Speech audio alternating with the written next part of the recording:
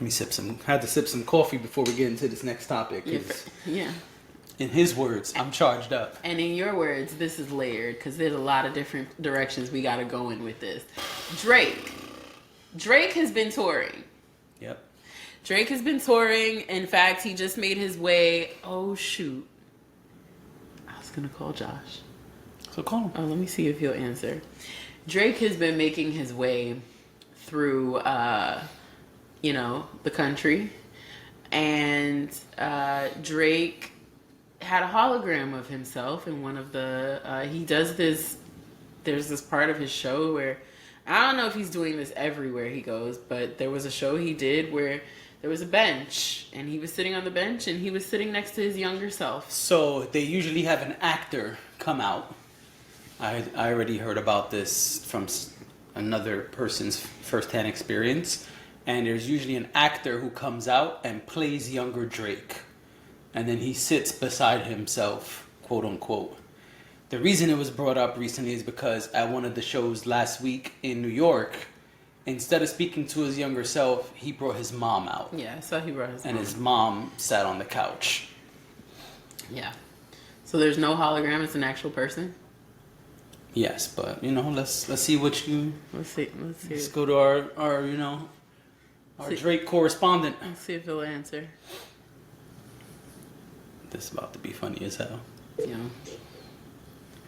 Hello? Josh. Hey, what's up? You busy? No. What's up? Okay, you're on the Let's Have a Real Conversation podcast right now. He said, oh. Here's the thing, right? So we didn't see Drake, but you saw Drake. Yeah, I did. So we wanted a first-hand account of how it went. I think overall it was a good show. Mm-hmm. But I mean, I do have to give the boy a little bit of criticism. Okay.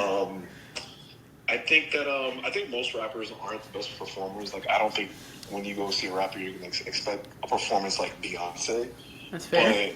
But what I've noticed over several Drake concerts is that he just comes out, he kind of hops on one leg, hoping that he doesn't tear his ACL again, and he gets everybody to rap along the lyrics that he forgot to his own song. Shit. See, now I hate that.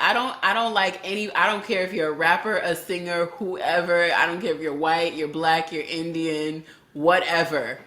I do not like that. Sing my music, rap my music for me. I hate that. Right. I agree, because I saw Childish Gambino back in the when he released his album Because of the Internet, and he did a hell of a performance. He's a performer.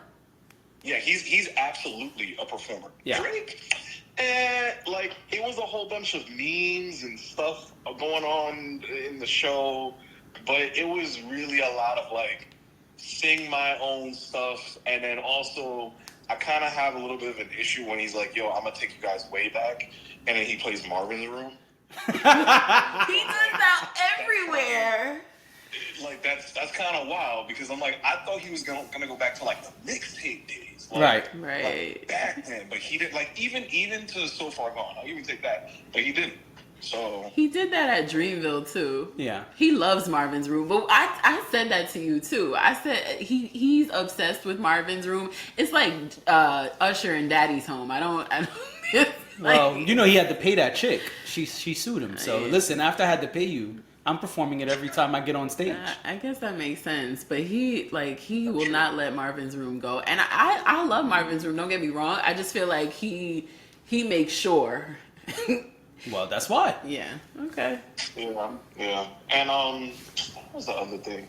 And also the set list. I mean, personally, I think Drake can get away with the set list he has, and also doing the stuff he has, because with his discography, with the amount of singles and number ones he has, people are still gonna love it. I still love the songs that he played, mm-hmm. but I would love something like a B-sides show from Drake. Same thing from what Hove did. I agree. He did his B-side concert, because that's when I'm really gonna get all of the stuff that I actually like from Drake. Right. Like I'm talking, I think that would be dope. I'm talking So Far Gone music. I'm talking all of his Dedication. time and location songs. Oh, Like I'm talking like those all are the stuff favorite. that Yeah. I don't need.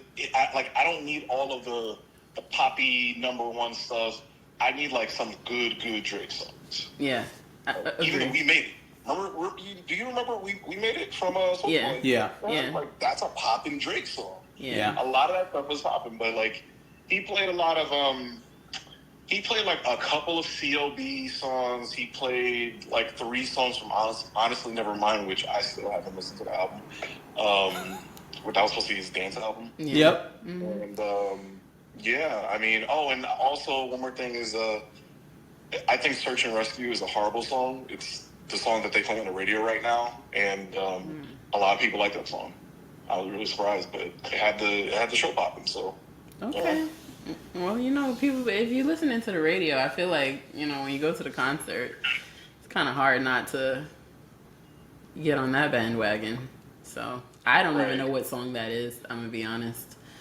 I have no idea, but... It's the one where he's like, take me out the trap, take me out the, please come and rescue me. Like, he's basically crooning over, like, I gotta listen please to that. take me out the club, take me out the streets. I want you to, I want you to wife me. Like, that's basically what he said. Okay. Okay. Yeah. All right. I'm going to have to start playing that for the boys. Search and rescue. Take me out the streets, please. How about you're a fool.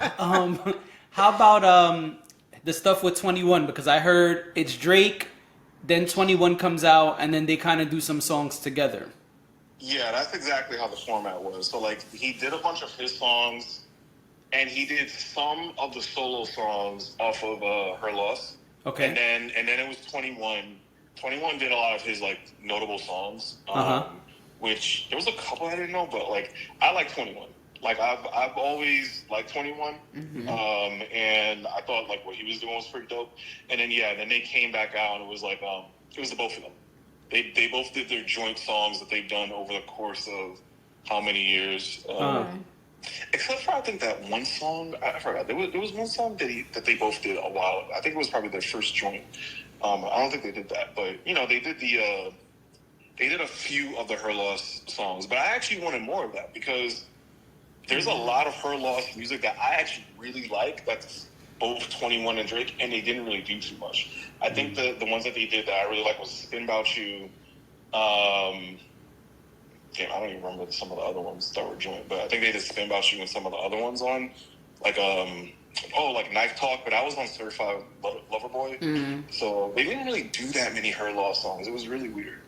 Also, the merch, Drake's merch was really trash. It was super trash. The merch was he sold that damn like Instagram caption book. It's not a poem book, but it's an Instagram caption book. Okay. And he sold some of the Certified Lover Boy merch when it was like the socks with the heart, the hat with the lipstick kiss on it. What I got was I got the shirt with the girl who's the cover of the Her Loss album. I got a shirt with just like her face on it, and then I got a 21 Savage shirt. That one looks like someone did a whole bunch of graffiti, and they basically did like it says Slaughter Gang with him wearing the Jason Voorhees mask, and then on the back it shows the tour dates. Oh, okay. I like real tour merch. Yeah. Like I want the T-shirt with the tour dates on it. I like that. Right. I'm into that. I don't want anything special. Like I don't want Kanye style merch. Right. At and that's the tour. The thing. Honestly, the like Unk and them, like Pookie and them, who was selling all the merch outside the stadium, they actually had better merch. That's sad. I even bought a hoodie off of them. I believe that. I was like, all right, because they even had the tour dates and everything in the tour locations. But shout out to Pookie and them. Right. You know what's interesting though? You talk about him and the format with him and 21 Savage, and it makes me think about 2016 when I went to see him in Future, and it was basically the same thing. And I kind of felt like then, okay, Future is not really like, I don't have any real connection to Future, but I would have enjoyed more of him and Future performing their songs together. Like they performed a couple songs and then that was it. And it was, I mean, it was the Drake show, obviously, and I understood that, but I feel like that's where he faltered. I feel like he could have had Future do a little bit more, especially since you took the time to do a whole album with him. Yeah. Right. So I guess that's I mean, I didn't see the latest show, but I feel like that's a criticism, like that he doesn't, when he's doing these collabs, it's like, okay, you could come out for a little bit, but that was kind of the feeling on Her Loss anyway. Most of the songs are Drake. Yeah, that's true. Even the ones with 21 on them, they're not 21 dominated or equally distributed. Yeah. No, you're right.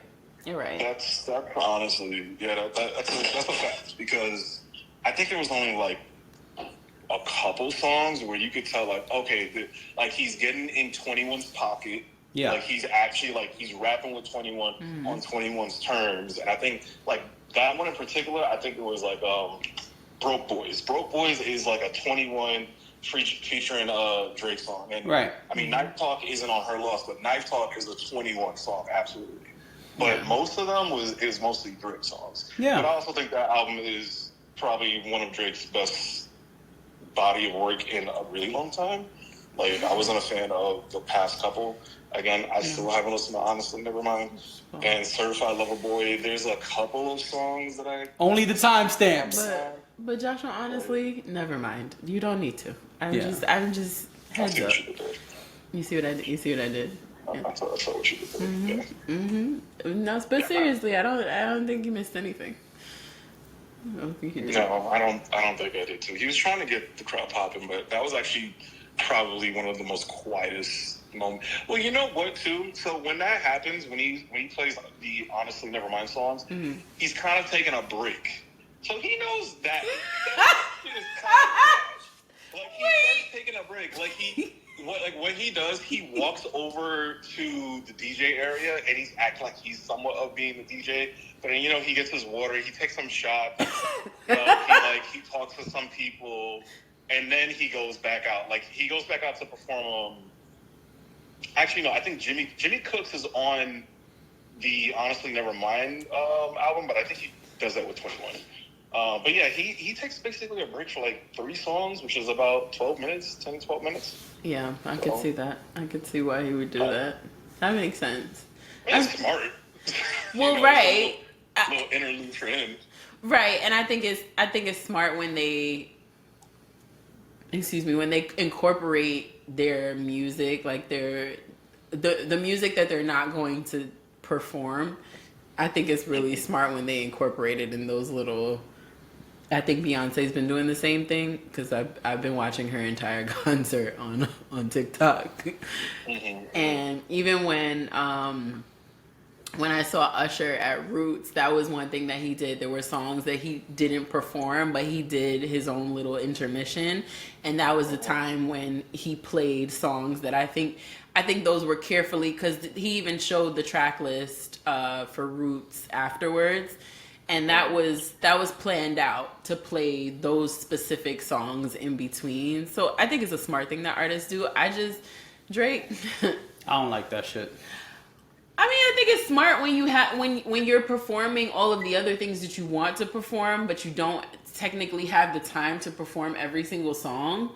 I think it's okay. I don't think that's an issue. But I'm a hater, so that's fine. Yeah.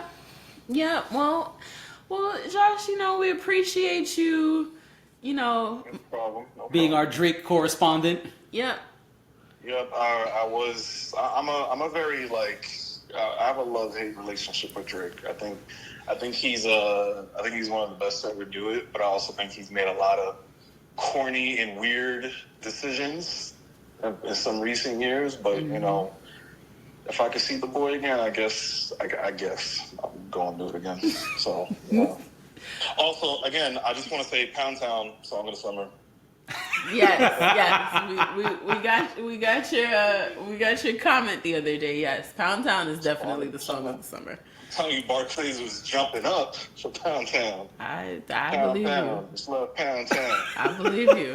Yeah, Not that's. like mine, but I mean, listen, and apparently she got into trouble the other week. We'll talk about that, but apparently she went to her high school, and people were concerned that she was going to perform Pound Town for the children. That's not ideal. No. I mean, I was confused too because I was like, who the hell booked her? And then I thought about the principal from Abbott Elementary. I'm like, oh, she had to have done that because there's no way. Yeah. There's just no way. But then apparently she was giving money to the kids for haircuts and for prom. Like that. Yeah. Oh, that's cool. So yeah, I get it. It's also so weird because her biggest songs are like not for children. So right. I mean, she only got one song. I think that apparently she has other songs, but I think the issue I'm saying that we know. But I think the issue was more that she walked into the room and gave the finger to the kids. I think that was why it became news. Because people were like, well, they're children. Wow.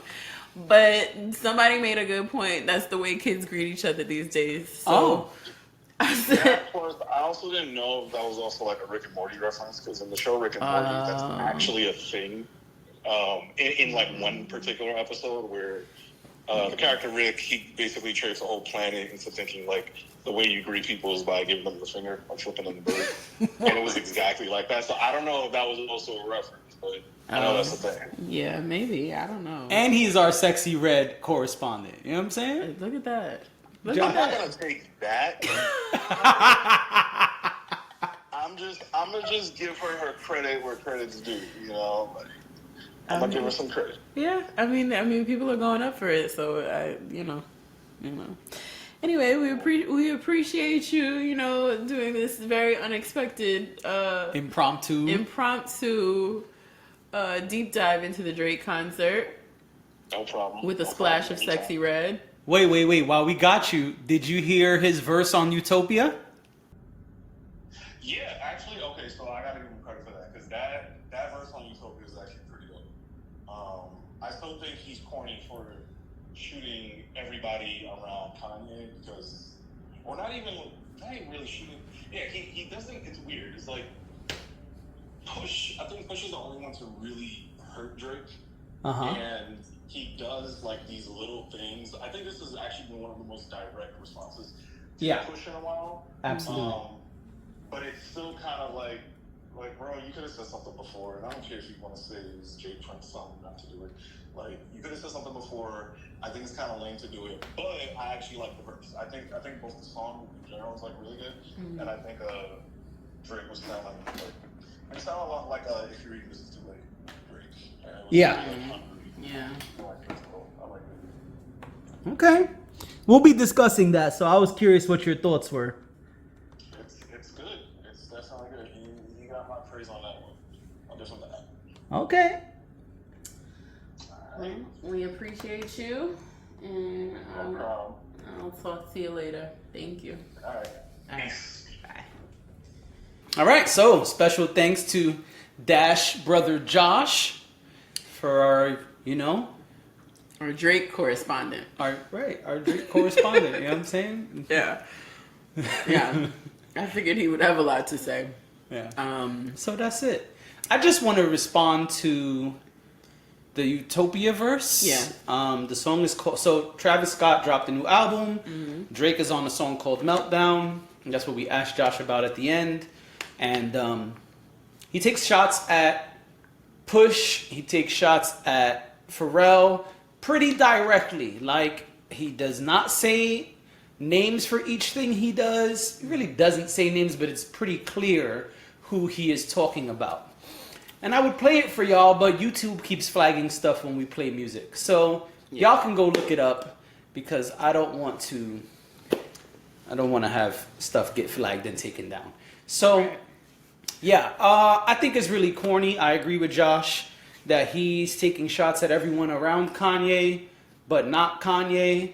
Also, like, Pharrell's a producer. He doesn't rap. Why are we dissing producers? Like, if you're gonna continue to beef with Push, continue to beef with Push. Right. And I gotta be honest, I wonder, is this only happening because Jim Jones already dissed Push? Right. So it's Because not Drake just has him been very quiet about this Yeah. Pusha T beef for a long for time. a while now. Yeah. It's been, we all thought it was put to bed. I mean, Push has still been saying little slick stuff.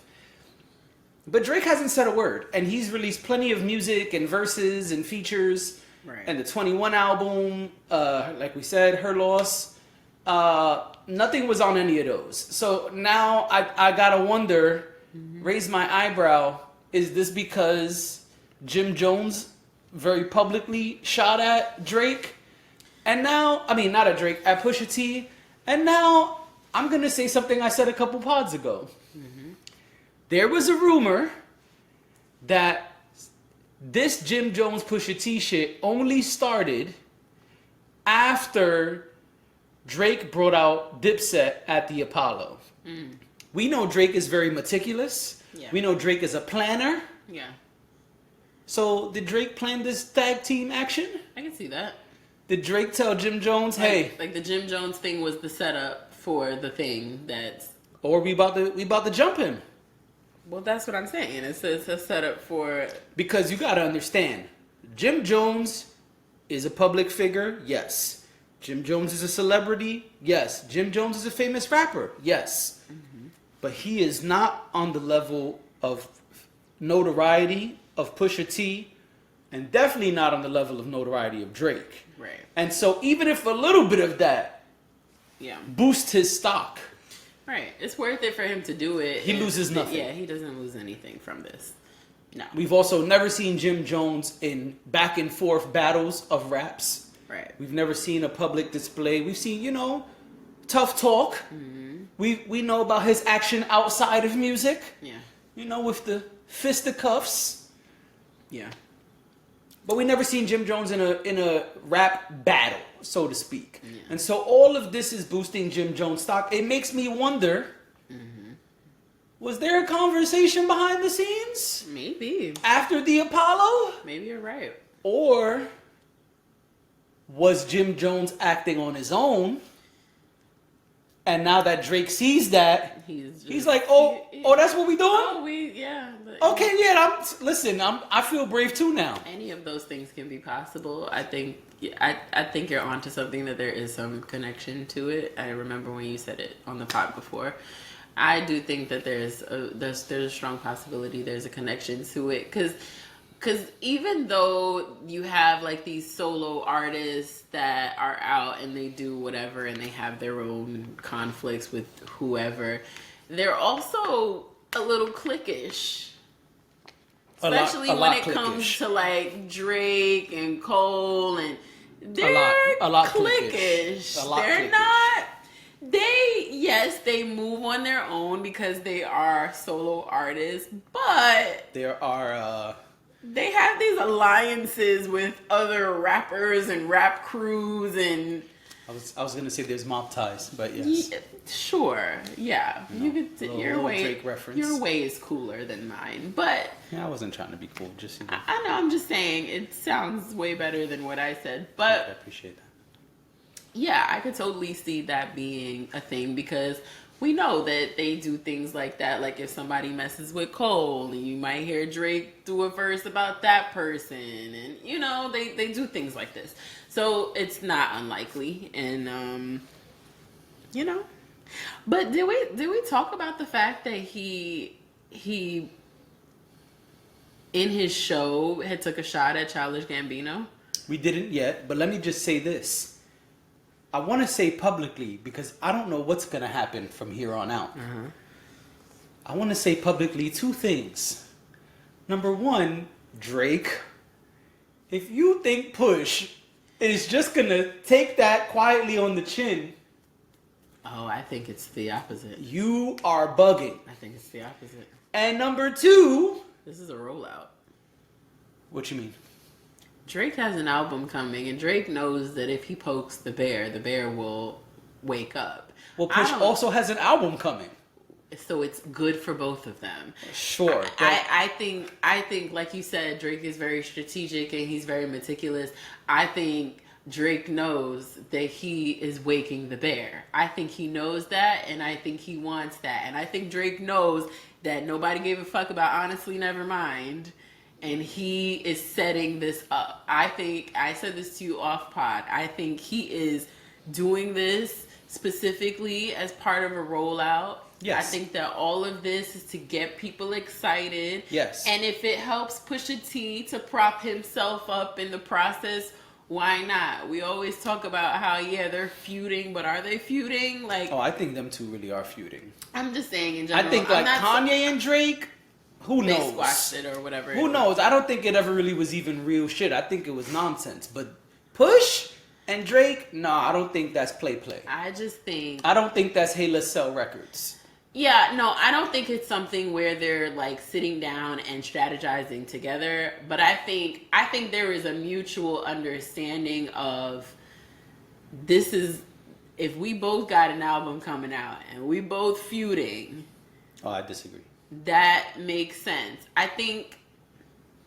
I don't think that. I don't think it's a collaboration. I don't think that they're colluding, right? I just think that that's a thing that's understood.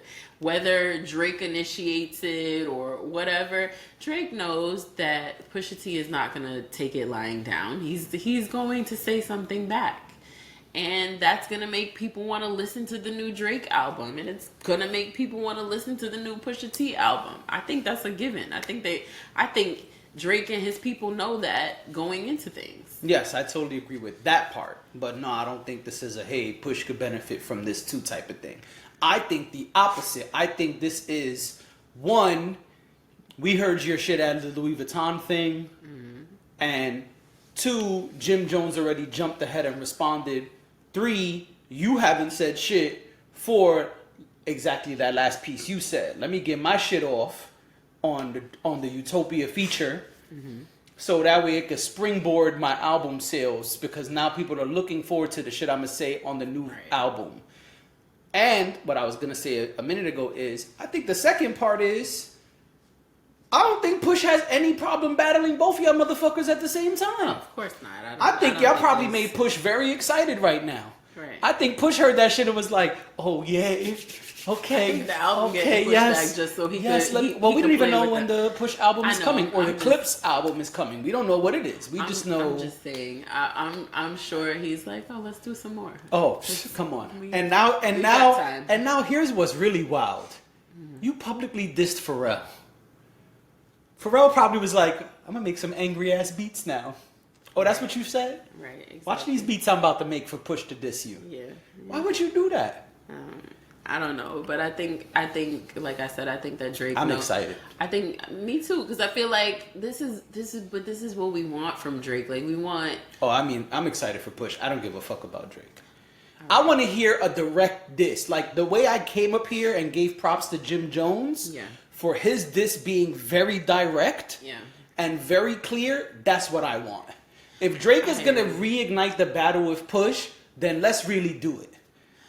Sure. Like when we heard Takeover and Ether, we didn't need to guess who was being dissed. When Pac was putting out Hit 'Em Up, we didn't need to guess. But I guess that's what all the real good rap records, you didn't need to guess who was being dissed. Right, that's true. I guess that's why I'm saying I'm excited. I'm excited on both sides because I just feel like who doesn't love a good rap battle? Okay. And I feel like when Drake is in his bag, mm-hmm. he's in his bag. Okay. Now he hasn't really been in his bag. I don't know if he still has a bag. Fair. I've said that. I don't know either. But I would like to see if he does still have a bag. And I think this is a good way to do it. I think a little competition, a little battle, a little back and forth could do Drake some good right now. So oh, absolutely. I am here for it. I would love to hear what both of them have to say. But you think Pharrell's gonna pick up his pen and write some diss record stuff to Drake? No. Because Pharrell raps. Of course. It's not often, but Pharrell raps. I don't think so. You think he just wants to stick to the beats? I don't think Pharrell cares. if Drake is dissing him. I think you're right. He'll probably make some fire beats for a push, but I don't see Pharrell. I mean, if he did, great, but I don't see him jumping in. I don't think that's what he's on. I don't think he cares about that. Got it. Well, I got Push. Against Jim Jones. I vote Push. If we're going for Drake versus Push round 2, I've got Push. Yeah, I didn't say Drake was gonna win. No, I know. I just want to publicly make it clear. So when it comes out later and Push kicks some ass, we can post these clips. You Boop. said it here. No, You know what I'm saying? With the date underneath. Fuck a timestamp. We can do like Drake and put right.